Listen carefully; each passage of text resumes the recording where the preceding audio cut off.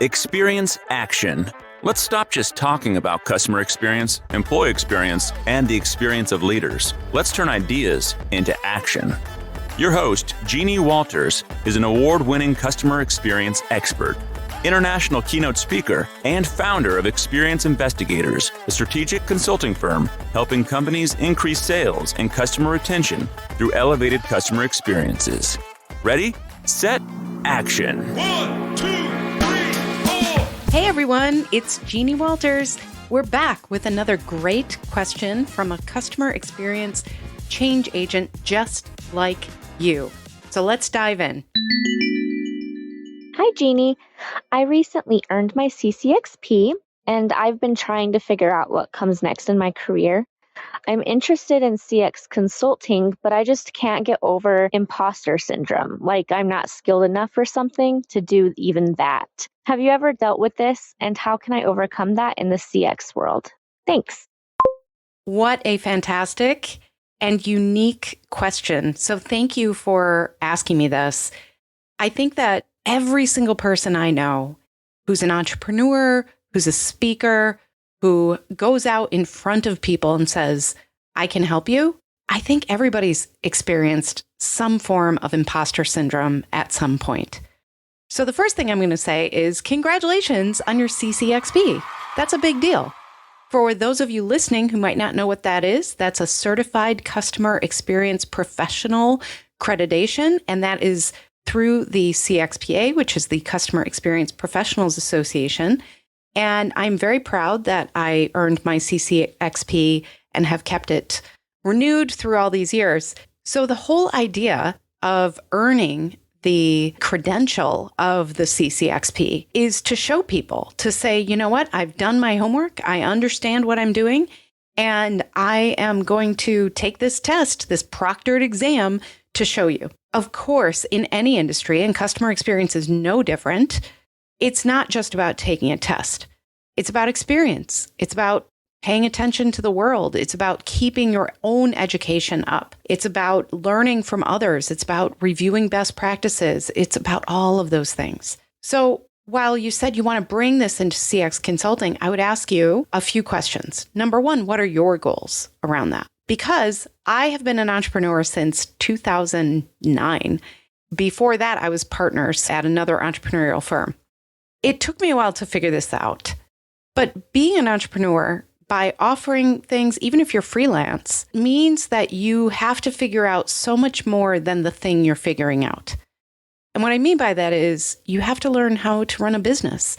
You have to understand finances. You have to understand how marketing and sales and the funnel works. You have to make sure that you're keeping up with your taxes in the right way, that if you bring in partners or contractors, that you're keeping up with their taxes in the right way, all of those things.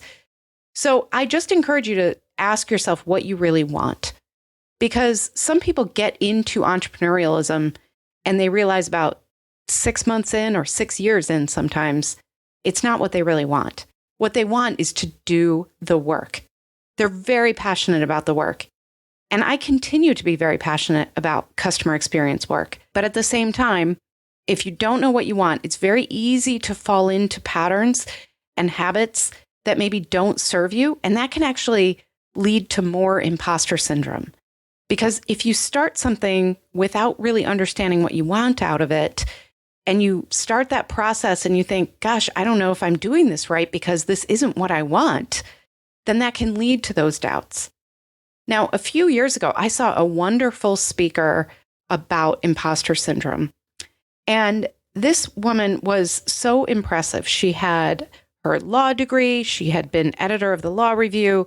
She had plenty of awards that she had earned, all of these things. So one of the things that she said that I really related to, so I wonder if this is helpful, is when she would get the award, she would look around and think, why me? Why not somebody else? And what she started reframing was, why not me?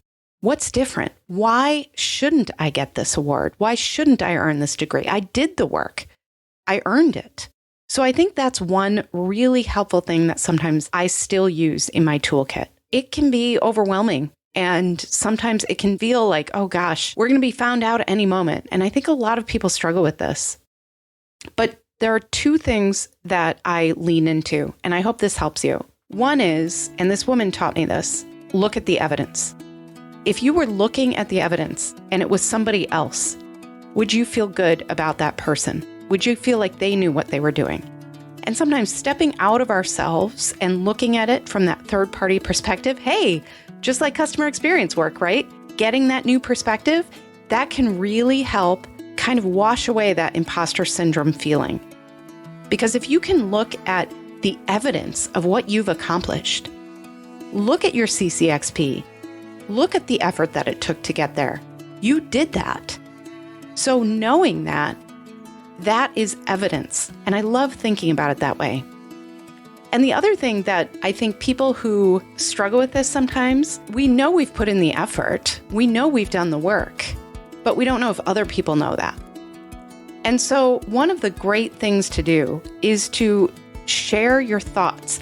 And what I mean by that is, if you are in a room and you hear that voice in your head saying, well, everybody knows that, or you might offend somebody if you say that because they might be smarter than you, or any of those voices, those phrases that pop up from the negative side of our brain. If you say to yourself, I did this, I put in the work, I know I've earned this, it can help you with that confidence to step into that role and speak up and share your ideas. I'm saying this with a little asterisk because, of course, a big part of offering the right ideas in the right moment is not just about confidence, it's also about humility. So if that voice is telling you, you didn't put in the work maybe, you don't quite know, we have to make it normal to say that. You know what? I don't know that right now. I'm working on that. I am looking for evidence of that. I'm researching the data. Whatever it is, you don't have to know every single thing in every moment. The spectrum of what people do in their customer experience career is so vast. You have people who are incredible data scientists. You have people who are incredible communication leaders. You have people who are amazing facilitators. You have others who are experiential designers and design thinkers. It's awesome if you have all of those skills. But a lot of times what that means is if we are trying to be a generalist, we can't be a master. So I encourage you to think about what part of customer experience gets you really jazzed. What part aligns with your intuition and your natural talents and what you're most curious about? Now, I do not pretend to be a data scientist. I know lots of amazing people who do that work very well.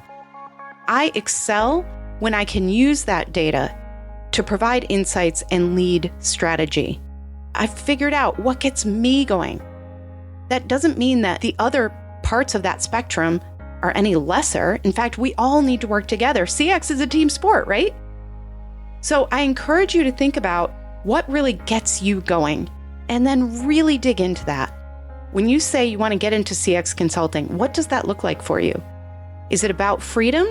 Well, if you want the freedom, you might not want to step into that full entrepreneurial role, and there's nothing wrong with that. If you want to offer help, that is awesome. Think about what is the best way you can do that. You want to make sure that you're stepping into this with not just that confidence, but also an understanding of what you want, what the evidence tells you about yourself, and knowing that you put in the right work, the right effort, you did what it took to get where you are. I think it's really interesting that you asked this question because I don't think this is a CX exclusive issue. However, I can totally see why it's a challenge because there is so much to cover in customer experience.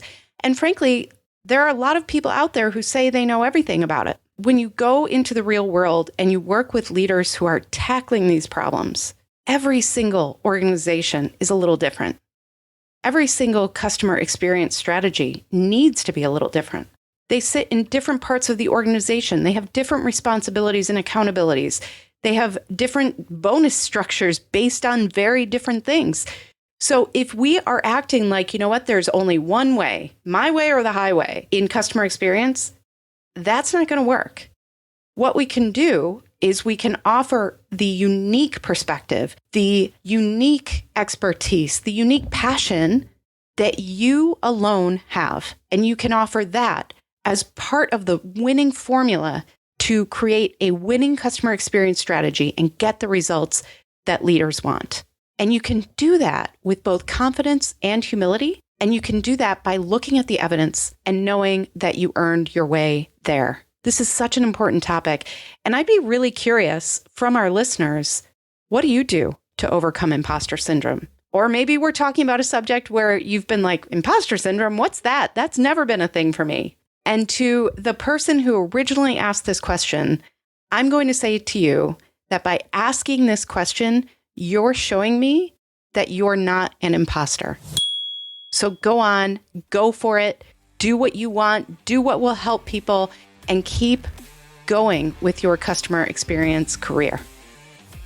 Thank you so much. This is a really great question. We want to hear from you. Speakpipe.com/experience-action. Leave me questions. If you want to tell us how you overcome imposter syndrome, please go ahead and leave us comments there too. I'm Jeannie Walters. I'm so thrilled you're here. Keep fighting the good fight on behalf of your customers and keep looking at that evidence. You are all doing a tremendous amount of work for the right reasons, and I commend you for that. Thanks for this great question, and I'll talk to you next week.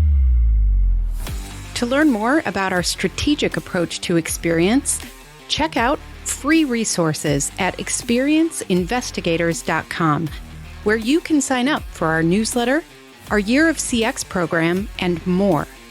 And please follow me, Jeannie Walters, on LinkedIn.